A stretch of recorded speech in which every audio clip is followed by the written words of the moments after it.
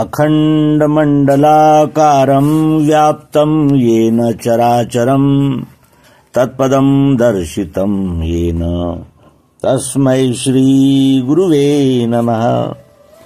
अज्ञानान्धस्य लोकस्य ज्ञानाञ्जनशलाकया चक्षुरुन्मीलितं येन तस्मै श्रीगुरुवे नमः। अध्यात्म विश्व विज्ञान यूट्यूब चैनल पर उपस्थित अपने प्रिय अध्यात्म विज्ञानी भाई बहनों का हार्दिक स्वागत करते हुए अत्यंत प्रसन्नता हो रही है। दिव्य चक्षु अर्जुन को भगवान श्री कृष्ण जी ने दिए, जिससे उसने विश्वरूप परमात्मा का यथार्थ दर्शन किया। और ये किमया भगवान श्री मायानंद जी चैतन्य इनके सर्वांग योग युक्ति ने की। और इस महान कार्य का गौरव हम किस शब्दों में करें और कैसे उनके उत्कृष्ट हो। मित्रों, प्रस्तुत मालिका में हम श्री मायानंद जी चैतन्य इनके जीवन चरित्र को जान रहे हैं। ये जीवन चरित्र अमलनेर महाराष्ट्र के श्री सखाराम बलवंत निजसुरे सहजानंद इन्होंने लिखा है। और ये चरित्र हमें भगवान श्री मायानंद जी चैतन्य के जीवन कार्य के विषय में तो मार्गदर्शन करते ही हैं, साथ ही भगवान का दृष्टिकोण, उन्होंने जिस पद्धति से इस अध्यात्म विज्ञान को हम तक पहुंचाया, वो सारी प्रक्रिया खोल कर रख देते हैं। आइए अब हम इस अंक में नर्मदा से असीम प्रेम और परिक्रमा तथा दिव्य दृष्टि का स्वरूप, इन प्रकरणों को जानें। श्री नर्मदा परिक्रमा से उन्हें लाभ ही हुआ। उनका शरीर तंदुरुस्त और चुस्त हुआ। निसर्ग से समरस होने से उन्हें बल ही प्राप्त हुआ। जीव दशा और जीव भाव का उत्कृष्टता से वे निरीक्षण कर सके। श्री गीता जी के सिद्धांत का अनुभव आया। विशेषतः गुणातीत की भूमिका की स्पष्ट रीति से पहचान हुई। भावी कार्य की निश्चित दिशा ध्यान में आई। अनेक वृत्ति के, अनेक पंथ के, अनेक धर्म के लोग उन्हें मिले। आर्त और अर्थार्थी लोग उनमें अधिक थे, तथापि उनमें ज्ञानी और जिज्ञासु भी थे। इस कारण थोड़े ही दिन में श्री मायानंद जी के ध्यान में आया कि साक्षात्कार करा देने की युक्ति किसी को भी मालूम नहीं। इस कारण जनता को परमेश्वर का यथार्थ दर्शन करा देना यही अपना श्रेष्ठतम कार्य है, ऐसी आंतरिक शक्ति उन्हें हुई। पेट में दर्द और कान में औषधि, इस प्रकार का परिक्रमावासी और तपस्वी जनों का कार्यक्रम रहता है, ऐसा उनके ध्यान में आया। जिनकी परमेश्वर प्राप्ति की सच्ची इच्छा और भाग्य था, उन्हें श्री मायानंद जी ने स्वतः जाकर दिव्य दृष्टि प्रदान की। नर्मदा तट पर दिव्य दृष्टि देकर कलयुग में नर्मदा मोक्षदायिनी होगी, यह श्री व्यास जी का भविष्य अक्षरशः सत्य किया और मुमुक्षु जनों की तपस्या पूर्णत्व लाकर दी। श्री नर्मदा जी के उस काल के साहचर्य का परिणाम उनके उत्तर आयुष्य पर हुआ। नमस्कार आशीर्वाद के स्थान पर नर्मदेहर, ऐसा प्रचार उन्होंने रूढ़ किया। वह नर्मदा तट के वास्तव्य का परिणाम था। नर्मदा जी के उदाहरण वे नित्य देते थे। नर्मदा जी से जो प्रेम निर्माण हुआ वह आखिरी तक कायम रहा। श्री मायानंद जी का कायम वास्तव्य विशेषतः नर्मदा जी के सानिध्य में ही है, यह बात निकटवर्ती मंडली को मालूम हो चुकी थी। श्री ओंकार जी में विज्ञानशाला स्थापना की, यह भी नर्मदा तट देख कर ही। नर्मदा जी का वैभव वैसा ही है। नाना विधि प्रकार के जलचर, श्वापद, पक्षी, जीव जंतु सबकी नर्मदा जी के दोनों तट पर समृद्धि है। हर तरह के वृक्ष, लता, इनकी विपुलता, चित्र विचित्र छोटे बड़े पहाड़, नयनरम्य प्रपात, जोहे, कपारियां, इनका आनंद अवर्णनीय है। नर्मदा जी के उद्गम के जगह पर बर्फ भी गिरता है।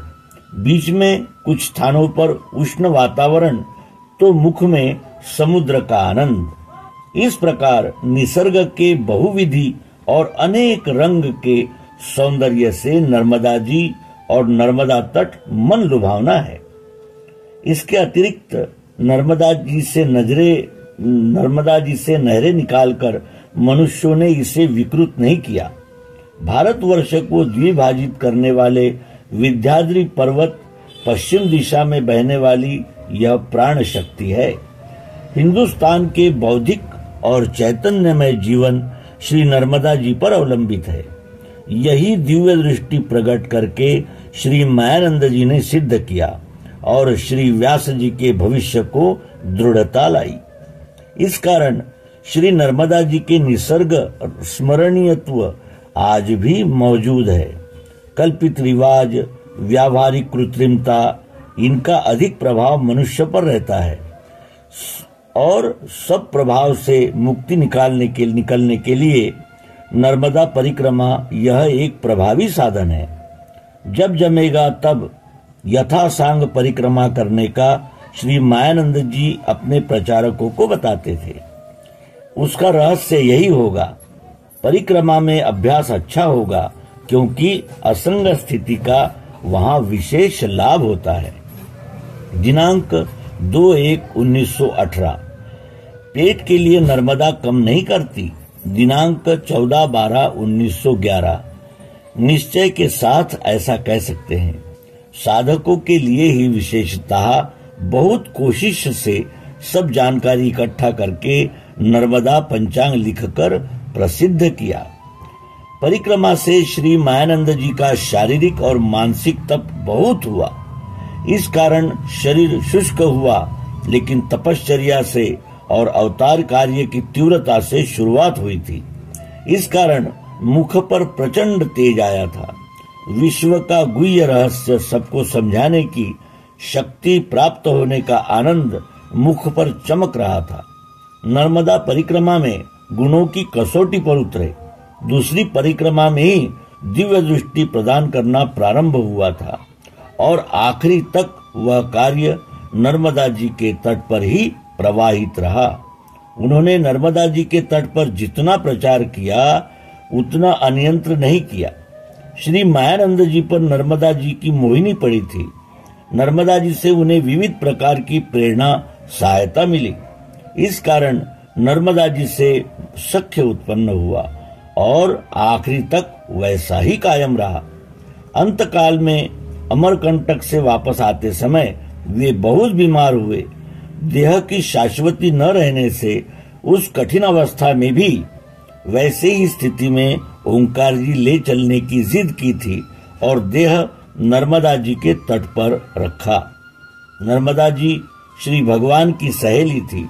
उनके पास मन की या जीव की बात कहकर हृदय शांत कर सकते थे। ऐसी नर्मदा जी के स्तवन करने वाली और उनके महात्म्य वर्णन करने वाली पद्य रचनाएं उन्होंने तैयार की है। विज्ञानशाला भी नर्मदा तट पर स्थापित की। नर्मदा जी के आश्रय से दिव्य दृष्टि का अंकुर पुष्ट होकर उसका बड़ा भारी वृक्ष होगा, ऐसा ही भवितव्य होगा, ऐसा दिखता है। दिव्य दृष्टि का स्वरूप।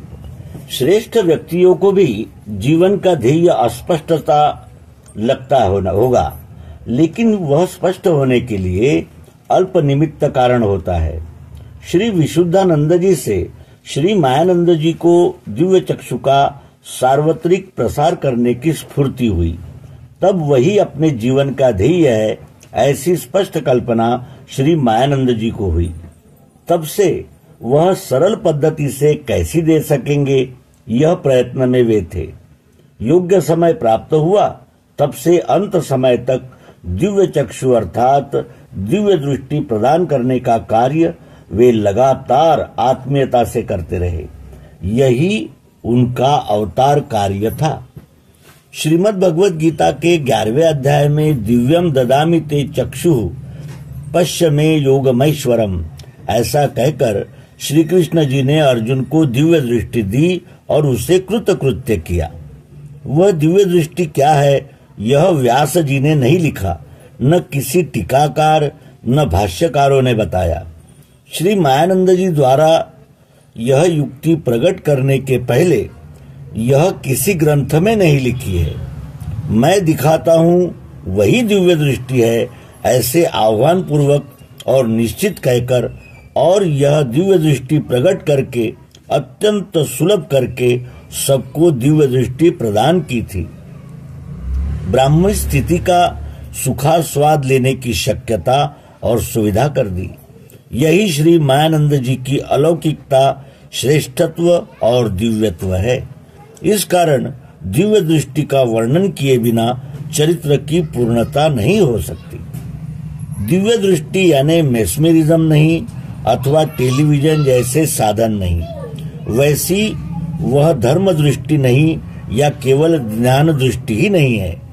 दिव्य दृष्टि नाम यथार्थ वस्तु दर्शन कराने वाला अलौकिक नेत्र है। यह नेत्र मनुष्य मात्र के पास है, परंतु सद्गुरु द्वारा खुलता है। दिव्य चक्षु नाम यथार्थ वस्तु दर्शन कराने का है। परमात्मा स्वरूप को प्रत्यक्ष कराने वाले अनुभव की युक्ति का नाम दिव्य चक्षु है। महत ब्रह्म का लक्ष्य करा देने वाली स्थूल दृष्टि और अक्षर ब्रह्म का लक्ष्य करा देने वाली सूक्ष्म दृष्टि अर्थात ज्ञान दृष्टि है। परमात्मा स्वरूप को देखने की एकमात्र युक्ति गुरु कुंजी दिव्य दृष्टि है।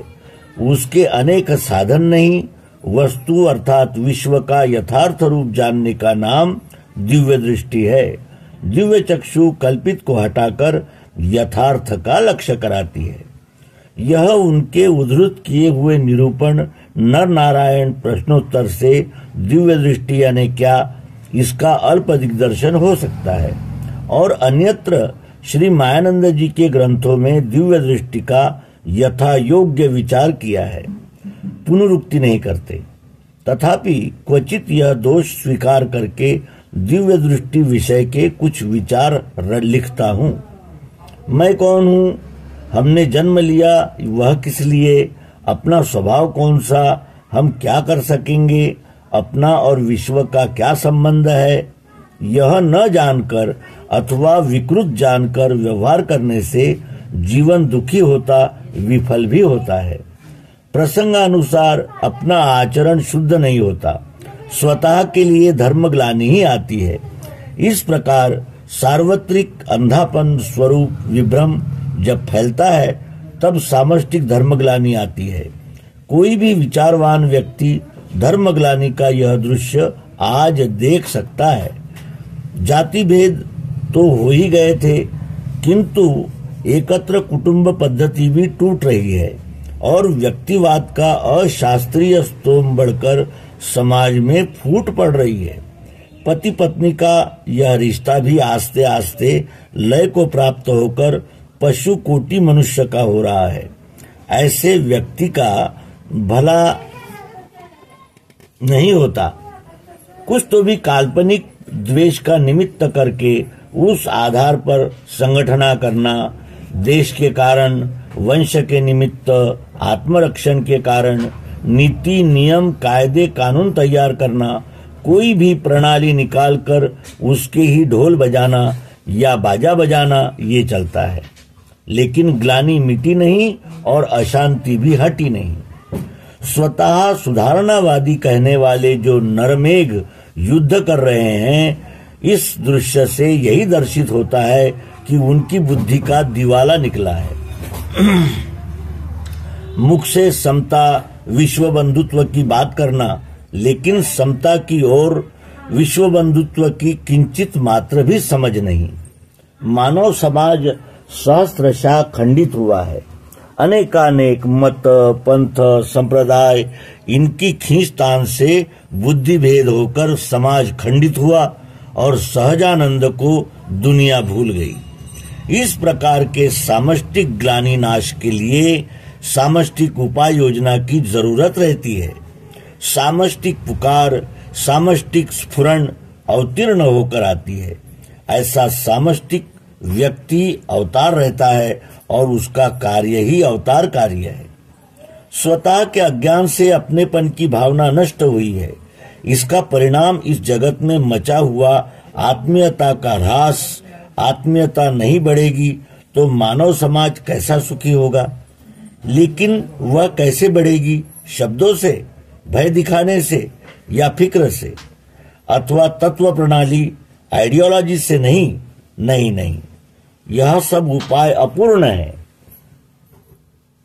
ऊपर ऊपर के है।